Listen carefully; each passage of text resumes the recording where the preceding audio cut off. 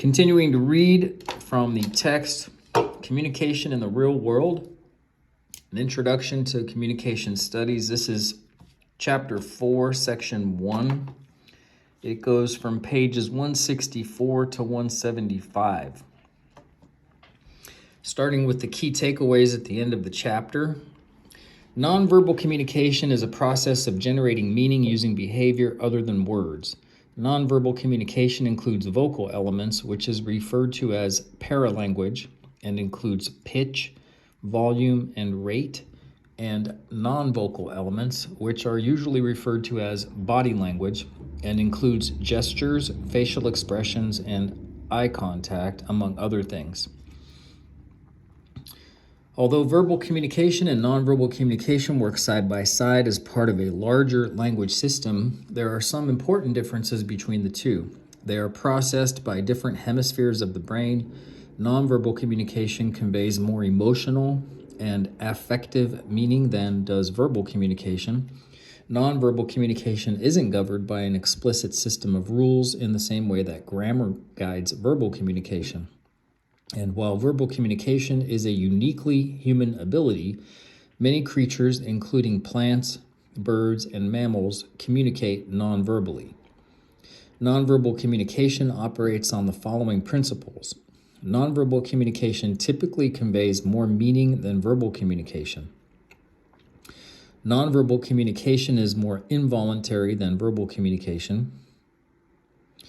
Nonverbal communication is more often ambiguous than verbal communication, and nonverbal communication is often more credible than verbal communication. Nonverbal communication serves several functions.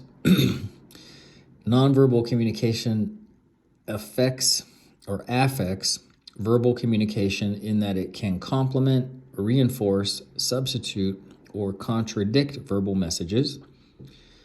Nonverbal communication influences others as it is a key component of deception and can be used to assert dominance or to engage in compliance gaining. Nonverbal communication regulates conversational flow as it provides important cues that signal the beginning and end of conversational turns and facilitates the beginning and end of an interaction. Nonverbal communication affects relationships as it is a primary means through which we communicate emotions, establish social bonds, and engage in relational maintenance. Nonverbal communication expresses our identities, as who we are is conveyed through the way we set up our living and working spaces, the clothing we wear, our personal presentation, and the tones in our voice. As an aside, one of the world's leading experts in terms of body language is a man named Joe Navarro, Navarro, and his videos on YouTube are excellent.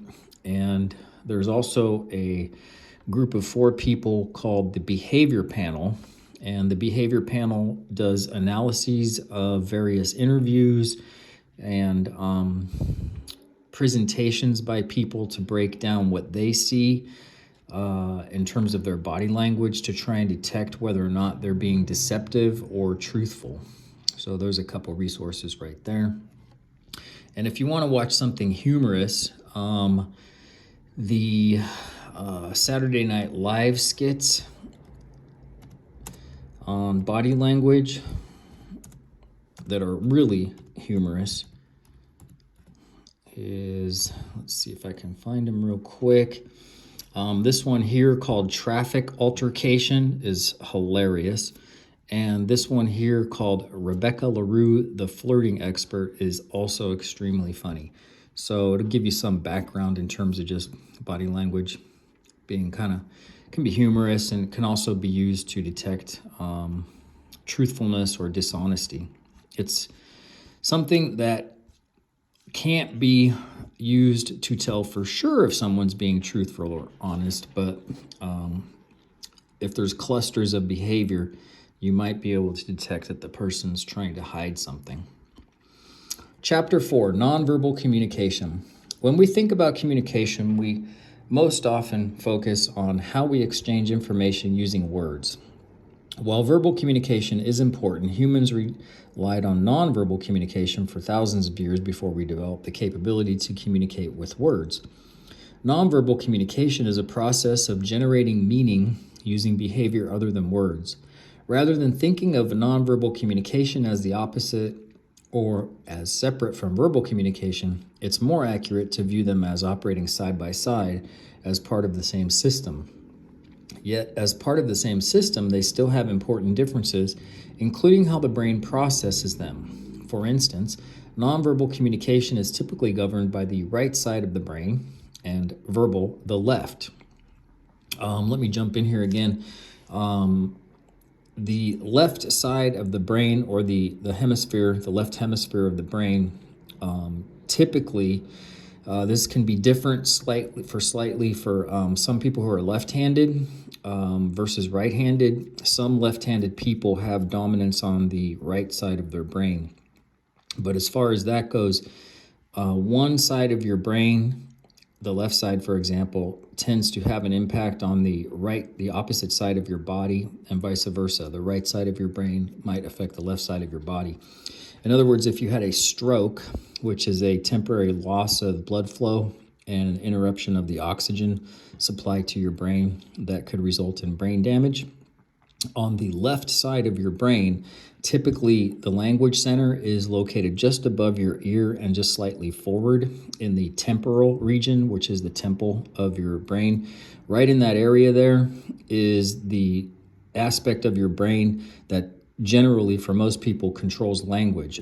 So if you have a left hemisphere stroke, you could end up with right-sided body movement problems. In other words, difficulty with your right hand or the left side of your body in terms of walking. But the damage was usually on the opposite side. And the left hemisphere of your brain is the language center. So those aspects of your brain that control language. Depending on the type of stroke you have and the region in your brain that's affected, it will determine that. But if you see somebody who has difficulty talking suddenly and they cannot form words and their face is frozen, and if they smile and part of their face can't make a complete smile, that's an emergency situation, and you could definitely help the person by getting them immediately to the hospital and immediately evaluated. There's videos that you can watch, and it's called FAST, FAST, and it's a way to look at somebody and determine if, in fact, they're having a stroke. Any damage to the language centers, any damage to your ability to communicate can significantly affect your life, and so get to the hospital immediately if you see anybody who's having difficulty forming words all of a sudden, or their facial features look affected, they're not able to smile, and they can no longer communicate. You can have a stroke at almost any age. All right. Yet as part of the same system, they still have important differences, including how the brain processes them. For instance, nonverbal communication is typically governed by the right side of the brain and verbal the left. This hemispheric distinction has been clearly evidenced as people who suffer trauma to the right side of their brain lose the ability to recognize facial expressions, but can still process verbal communication. Conversely, people whose left hemisphere of the brain is damaged lose the ability to speak, read, and understand language. Interestingly, a person with damage to the left hemisphere of the brain who loses the ability to speak can often still sing, since the creation, but not the reading of music, is governed by the right side of your brain. The content and composition of verbal and nonverbal communication also differs. In terms of content, nonverbal communication tends to do the work of communicating emotions more than verbal. In terms of composition, although there are rules of grammar that structure our verbal communication, no such official guides govern our use of nonverbal signals. Likewise, there aren't dictionaries and thesauruses of nonverbal communication like there are with verbal symbols. Finally, whereas we humans are unique in our capacity to abstract and transcend space and time using verbal symbols, We are not the only creatures that engage in nonverbal communication. These are just some of the characteristics that differentiate verbal communication from nonverbal, and in the remainder of this chapter, we will discuss in more detail the principles, functions, and types of nonverbal communication, and conclude with some guidance on how to improve our nonverbal communication competence. 4.1 Principles and Functions of Nonverbal Communication. Learning objectives. Define nonverbal communication. Compare and contrast verbal communication and nonverbal communication. 3. Discuss the principles of nonverbal communication. 4. Provide examples of the functions of nonverbal communication. I'm already sick of the word nonverbal communication, so pardon me, but that's what the book's using. It's pretty evident that it's going to be said here probably a couple hundred times in this next chapter. As you'll recall from our introductory chapter, a channel is the sensory route on which a message travels. Oral communication only relies on one channel because spoken language is transmitted through sound and picked up by our ears. That's not accurate. In fact, again, I'm trained as a speech-language therapist, so I know, and I'm also trained in mental health, so I know a little more about this than the author does. In fact, you can rely on the spoken sound and the sense of hearing, but you're usually also relying on the lips that are moving, and the way that the sound hits your ears is supplemented by what's happening and the speed and rate at which it's coming to you. So you're visually processing spoken language at the same time if you're in communication with someone or if you can see their face. So it relies primarily on the sound channel, but it doesn't rely exclusively on the sound channel. They're meant to go together. And in human history, it's only recently the case that you can have telephones and other ways of communicating sound through recordings. In all of human history, this is relatively new. So even though we have evolved as a people technologically, we haven't evolved as a people just because the technology of recordings and telephones and the internet and all those things have evolved. So primarily people are reliant on the sense of sound, but sound from another human being has almost always, throughout all of human history, been accompanied by the person speaking themselves. So this is relatively new, and the interpretation of this is not accurate in here. It relies on sound as supplemented by the person there, except maybe in the last, I would say, 150 years of human evolution, which has included various ways to record and transmit human sound that didn't exist previous to about 150 years ago. Since most of our communication relies on visual and auditory channels, those will be the focus of this chapter. But we can also receive messages and generate meaning through touch, taste, and smell. Touch is an especially powerful form of nonverbal communication that we will discuss in this chapter.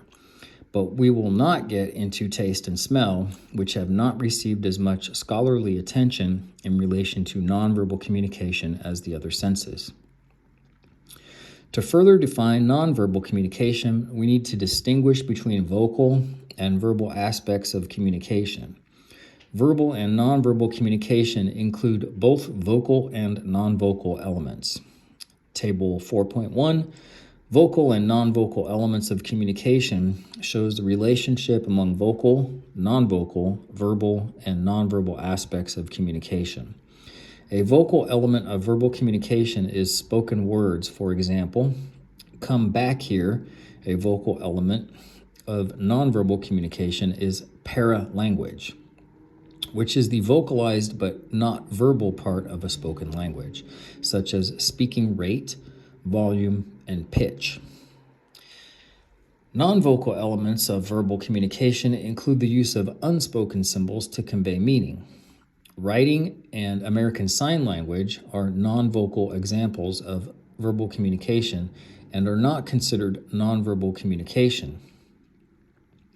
Non-vocal elements of nonverbal communication include body language, such as gestures, facial expressions, and eye contact. Gestures are non-vocal and nonverbal since most of them do not refer to a specific word like a written or signed symbol does. There's a little chart here on page 165. Has vocal and non-vocal. Vocal is spoken words, along with paralanguage, pitch, volume, speaking rate, etc., whereas non-vocal, writing, sign language, and includes body language, gestures, facial expressions, eye contact, etc. For those of you who don't know, American Sign Language is one of many forms of communicating for deaf people, but it's not the only one. American Sign Language is one of several types of ways of communicating without using speech. Principles of nonverbal communication. Nonverbal communication has a distinct history and serves separate evolutionary functions from verbal communication. For example, nonverbal communication is primarily biologically based, while verbal communication is primarily culturally based. This is evidenced by the fact that some nonverbal communication has the same meaning across cultures, while no verbal communication systems share the same universal recognizability. Nonverbal communication also evolved earlier than verbal communication and served an early and important survival function that helped humans later develop verbal communication. While some of our nonverbal communication abilities, like our sense of smell, lost strength as our verbal capacities increased, other abilities like paralanguage and movement have grown alongside verbal complexity. The fact that nonverbal communication is processed by an older part of our brain makes it more instinctual and involuntary than verbal communication. Nonverbal communication conveys important interpersonal and emotional messages. You've probably heard that more meaning is generated from nonverbal communication than from verbal. Some studies have claimed that 90% of our meaning is derived from nonverbal signals, but more recent and reliable findings claim it is closer to 65%. We may rely more on nonverbal signals in situations where verbal and nonverbal messages conflict, and in situations where emotional or relational communication is taking place. For example, when someone asks a question and we're not sure about the angle they are taking, we may hone in on nonverbal cues to fill in the meaning. For example, the question, "What are you doing tonight?" could mean any number of things, but we could rely on posture, tone of voice, and eye contact to see if the person is just curious, suspicious, or hinting that they would like company for the evening. We also put more weight on nonverbal communication when determining a person's credibility. For example, if a classmate delivers a speech in class and her verbal content seems well-researched and unbiased, but her nonverbal communication is poor, meaning her voice is monotone, she avoids eye contact, she fidgets, she will likely not be viewed as credible. Conversely, in some situations, verbal communication might carry more meaning than nonverbal. In interactions where information exchange is the focus, at a briefing at work, for example, verbal communication likely accounts for much more of the meaning generated. Despite this exception, a key principle of nonverbal communication is that it often takes on more meaning in interpersonal and/or emotional exchanges.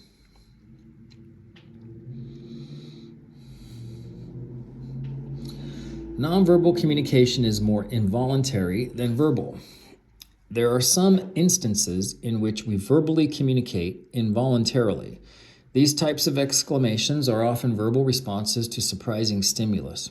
For example, we say "ow" when we stub our toe, or scream "stop" when we see someone heading towards danger. Involuntary nonverbal signals are much more common, and although most nonverbal communication isn't completely involuntary, it is more below our consciousness than verbal communication, and therefore more difficult to control.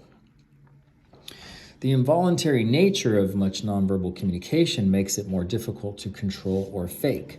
For example, although you can consciously smile a little and shake hands with someone when you first see them, it's difficult to fake that you're happy to meet someone. Nonverbal communication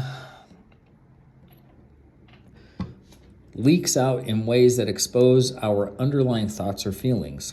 Spokespeople, lawyers, or other public representatives who are the face of a politician, celebrity, corporation, or organization must learn to control their facial expressions and other nonverbal communication so they can effectively convey the message of their employer or client without having their personal thoughts and feelings leak through.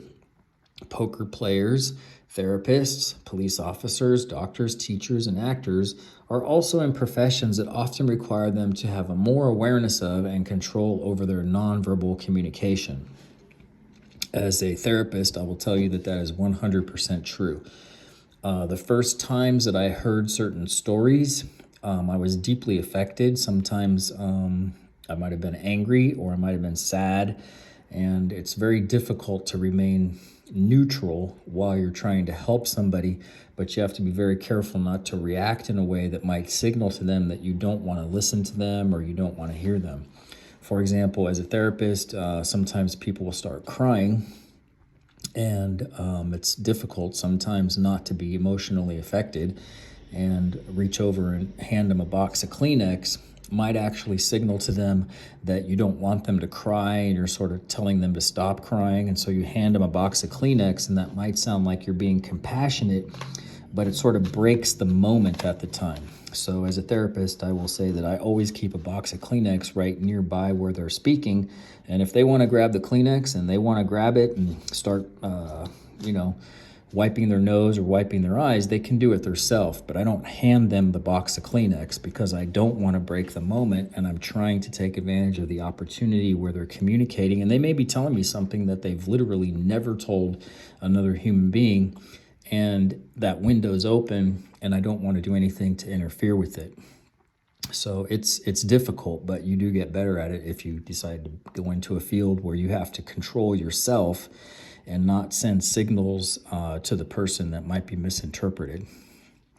Have you ever tried to conceal your surprise, suppress your anger, or act joyful even when you weren't? Most people whose careers don't involve conscious manipulation of nonverbal signals find it difficult to control or suppress them. While we can consciously decide to stop sending verbal messages, our nonverbal communication always has the potential of generating meaning for another person.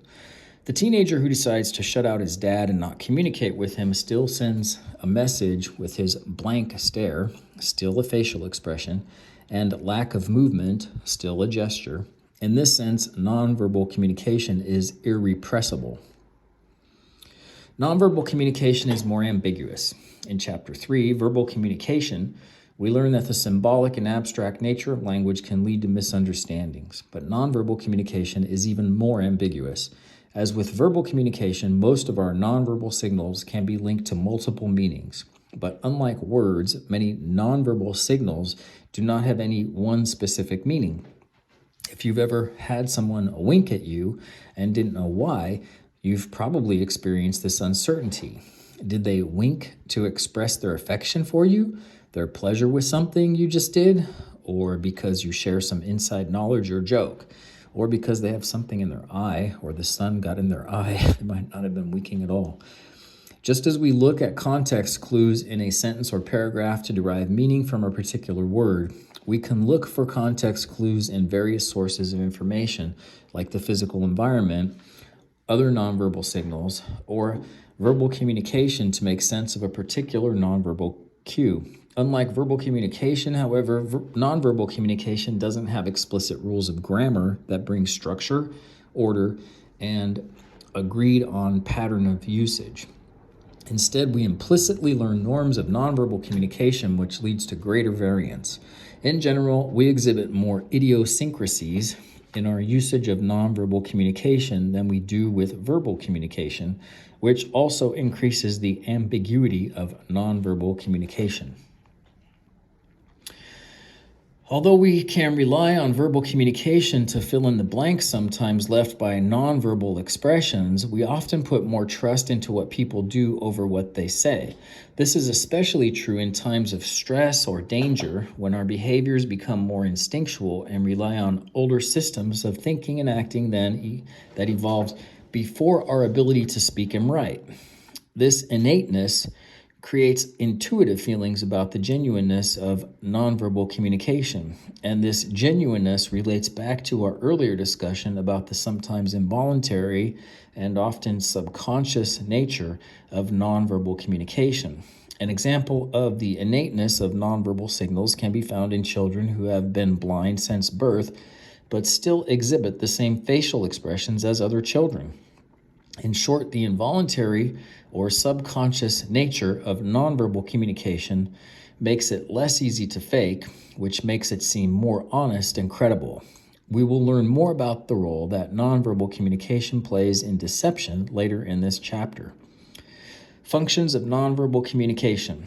A primary function of nonverbal communication is to convey meaning by reinforcing, substituting for, or contradicting verbal communication. Nonverbal communication is also used to influence others and regulate conversational flow. Perhaps even more important are the ways in which nonverbal communication functions as a central part of relational communication and identity expression. Nonverbal communication conveys meaning by reinforcing, substituting for, or contradicting verbal communication. As we've already learned, verbal and nonverbal communication are two parts of the same system that often work side by side, helping us generate meaning. In terms of reinforcing verbal communication, gestures can help describe a space or shape that another person is unfamiliar with in ways that words alone cannot. Gestures also reinforce basic meaning. For example, pointing to the door when you tell someone to leave. Facial expressions reinforce the emotional states we convey through verbal communication. For example, smiling while telling a funny story better conveys your emotions. Vocal variation can help us emphasize a particular part of a message, which helps reinforce a word or sentence's meaning. For example, saying, "How was your weekend?" conveys a different meaning than, "How was your weekend?"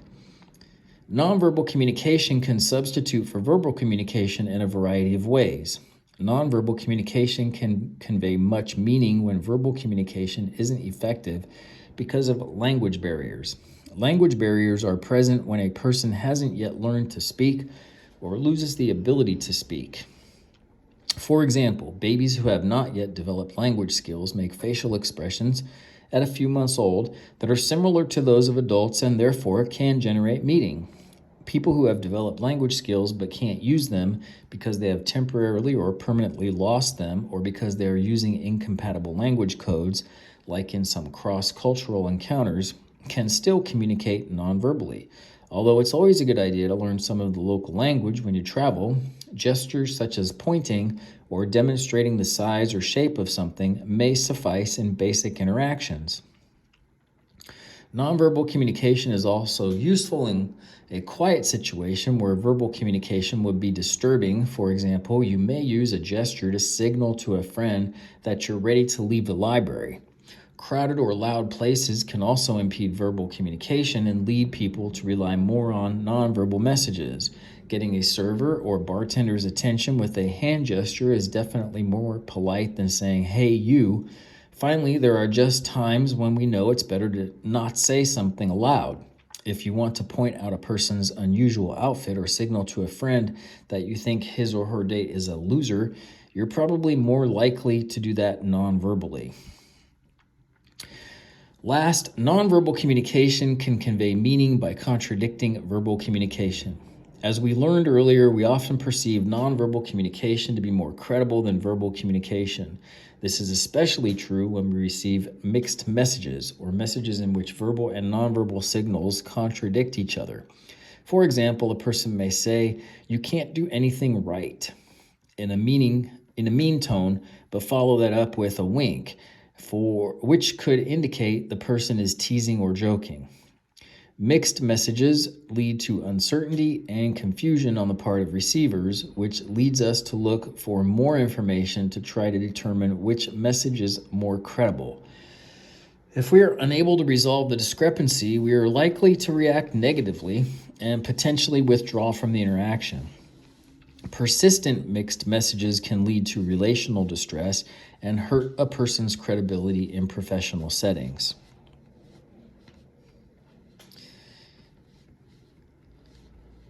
Nonverbal communication can be used to influence people in a variety of ways, but the most common way is through deception. Deception is typically thought of as the intentional act of altering information to influence another person, which means that it extends beyond lying to include concealing, omitting, or exaggerating information. While verbal communication is to blame for the content of the deception, nonverbal communication partners with the language through deceptive acts to be more convincing.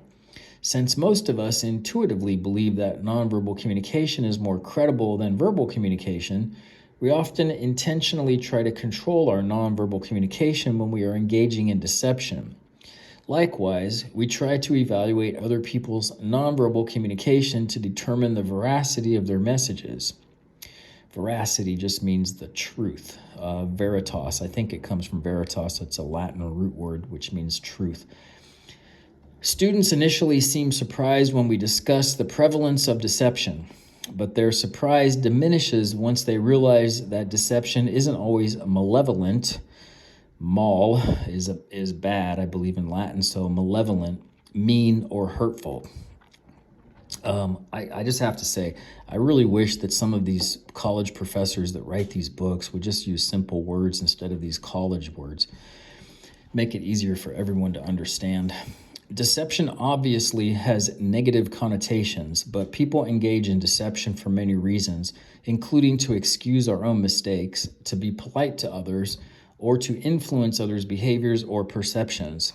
The fact that deception served an important evolutionary purpose helps explain its prevalence among humans today. Species that are capable of deception have a higher survival rate. Other animals engage in nonverbal deception that helps them attract mates, hide from predators, and trap prey. To put it bluntly, the better at deception a creature is, the more likely it is to survive. So over time, the humans that were better liars were the ones that got their genes passed on. But the fact that lying played a part in our survival as a species doesn't give us to lie. Aside from deception, we can use nonverbal communication to take the edge off a critical or unpleasant message in an attempt to influence the reaction of the other person. We can also use eye contact and proximity to get someone to move or leave an area. For example, hungry diners waiting to snag a first-come, first-served table in a crowded restaurant send messages to the people who have already eaten and paid that it's time to go. People on competition reality television shows like Survivor and Big Brother play what they've come to term a social game. The social aspects of the game involve the manipulation of verbal and nonverbal cues to send strategic messages about oneself in an attempt to influence others. Nonverbal cues such as length of conversational turn, volume, posture, touch, eye contact, and choices of clothing and accessories can become part of a player's social game strategy. Although reality television isn't a reflection of real life, people still engage in competition and strategically change their communication to influence others, making it important to be aware of how we non-verbally influence others and how they may try to influence us. Nonverbal communication regulates conversational flow. Conversational interaction has been likened to a dance, where each person has to make moves and take turns without stepping on the other's toes. Nonverbal communication helps us regulate our conversations so we don't end up constantly interrupting each other or waiting in awkward silences between speaker turns. Pitch, which is part of vocalics, helps us cue others into our conversational intentions. A rising pitch typically indicates a question, and a falling pitch indicates the end of a thought or the end of a conversational turn. We can also use a falling pitch to indicate closure which can be very useful at the end of a speech to signal to the audience that you are finished, which cues the applause and prevents an awkward silence that the speaker ends up filling with, "That's it," or "Thank you." We also signal our turn is coming to an end by stopping hand gestures and shifting our eye contact to the person who we think will speak next. Conversely, we can hold the floor with nonverbal signals even when we're not exactly sure what we're going to say next.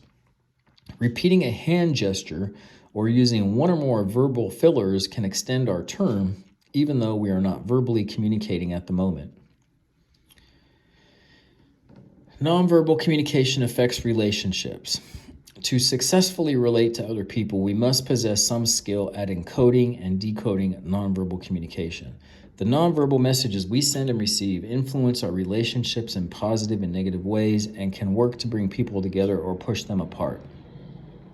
Nonverbal communication in the form of tie signs, immediacy behaviors, and expressions of emotion are just three of many examples that illustrate how nonverbal communication affects our relationships. Tie signs are nonverbal cues that communicate intimacy and signal the connection between two people. These relational indicators can be objects, such as wedding rings or tattoos, that are symbolic of another person or the relationship, actions, such as sharing the same drinking glass, or touch behaviors, such as hand holding.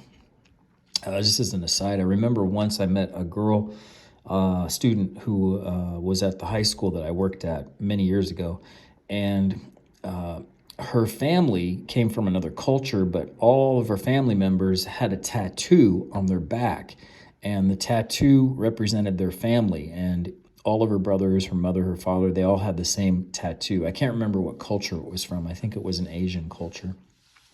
That was the first time I'd ever seen that. Touch behaviors are the most frequently studied tie signs and can communicate much about a relationship based on the area being touched, the length of time, and the intensity of touch. Kisses and hugs, for example, are considered tie signs, but a kiss on the cheek is different from a kiss on the mouth, and a full embrace is different from a half embrace. If you consider yourself a people watcher, take note of the various tie signs you see people use and what they might say about the relationship. There are very strong cultural relations in different cultures that include touching, kissing, holding, hugging, leaning on the other person, that in a different culture may have a completely different meaning and can easily be misinterpreted. Immediacy behaviors play a central role in bringing people together and have been identified by some scholars as the most important function of nonverbal communication. Immediacy behaviors are verbal and nonverbal behaviors that lessen real or perceived physical and psychological distance between communicators and include things like smiling, nodding, making eye contact, and occasional engaging in social, polite, or professional touch. Immediacy behaviors are a good way of creating rapport or a friendly and positive connection between people. Skilled nonverbal communicators are more likely to be able to create rapport with others due to attention-getting expressiveness, warm initial greetings, and an ability to get in tune with others, which conveys empathy. These skills are important to help initiate and maintain relationships. While nonverbal communication is our primary tool for solving problems and providing detailed instructions, nonverbal communication, let's say that again, I'll make sure I get this right. While verbal communication is our primary tool for solving problems and providing detailed instructions, nonverbal communication is our primary tool for communicating emotions. This makes sense when we remember that nonverbal communication emerged before verbal communication and was a channel through which we expressed anger, fear, and love for thousands of years of human history. Also, if you just think about it logically, you used nonverbal communication and you interpreted nonverbal communication for several years before you mastered verbal communication. So it's a part of every person's individual history as well as human history. Touch and facial expressions are two primary ways we express emotions nonverbally. Love is a primary emotion that we express nonverbally and that forms the basis of our close relationships. Although no single facial expression for love has been identified, it is expressed through prolonged eye contact, close interpersonal distances, increased touch, and increased time spent together, among other things. Given many people's limited emotional vocabulary, nonverbal expressions of emotion are central to our relationships. Getting real, teachers and immediacy behaviors. A considerable amount of research has been done on teachers' use of immediacy behaviors, which points to the importance of this communication concept in teaching professions. Immediacy behaviors are verbal and nonverbal behaviors that lessen real or perceived physical and psychological distance between communicators. Specific nonverbal behaviors have been found to increase or decrease perceived levels of immediacy, such as behaviors impact student learning, teachers' evaluations, and the teacher-student relationship. Even those who do not plan on going into teaching as a career can benefit from learning about immediacy behaviors, as they can also be used to productively in other interpersonal contexts, such as between a manager and employee, a salesperson and a client, or a politician and a constituent. Much of this research in teaching contexts has focused on the relationship between immediacy behaviors and student learning, and research consistently shows that effective use of immediacy behaviors increases learning in various contexts and at various levels. Aside from enhancing student learning, the effective use of immediacy behaviors also leads to better evaluations by students, which can have a direct impact on a teacher's career. While student evaluations of teachers take various factors into consideration, judgments of personality may be formed, as we learned in Chapter 2, Communication and Perception. After only brief initial impressions, research shows that students make character assumptions about teachers after only brief exposure to their nonverbal behaviors. Based on nonverbal cues such as frowning, head nodding, pointing, sitting, smiling, standing, strong gestures, weak gestures, and walking, students may or may not evaluate a teacher as open, attentive, confident, dominant, honest, likable, anxious, professional, supportive, or enthusiastic. The following are examples of immediacy behaviors that can be effectively used by teachers. 1. Moving around the classroom during class activities, lectures, and discussions, reducing physical distance. 2. Keeping the line of sight open between the teacher's body and the students by avoiding or only briefly standing behind lecterns, computer tables, or sitting behind a desk while directly interacting with students, which reduces the physical distance. 3. Being expressive and animated with facial expressions, gestures, and voice demonstrates enthusiasm. Smiling creates a positive and open climate. 5. Making frequent eye contact with students communicates attentiveness and interest. Remember, that's culturally bound. There are many cultures which are uncomfortable with direct eye contact, and it can be a sign of disrespect in many cultures to make direct eye contact with other people, including teachers. Calling students by name reduces perceived psychological distance. Making appropriate self-disclosures to students about personal thoughts, feelings, or experiences can reduce the perceived psychological distance and create an open climate. As a professional, I just have to say that you got to be very careful about that.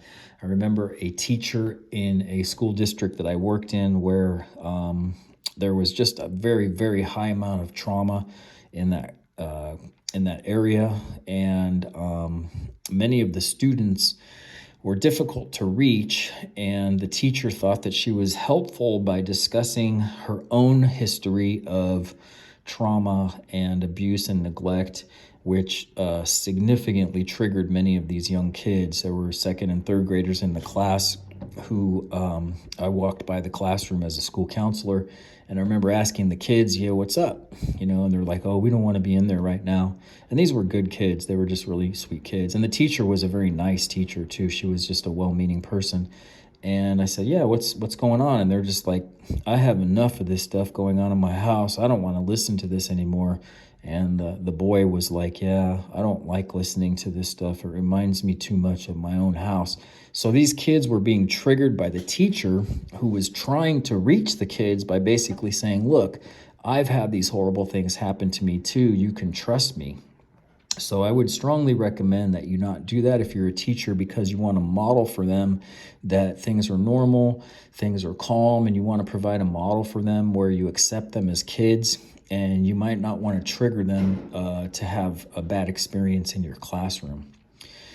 Teachers who are judged as less immediate are more likely to sit, touch their heads, shake instead of nod their heads, use sarcasm. It's very bad if you're a teacher, in my opinion. Avoid eye contact and use less expressive nonverbal behaviors. I remember one teacher, she used to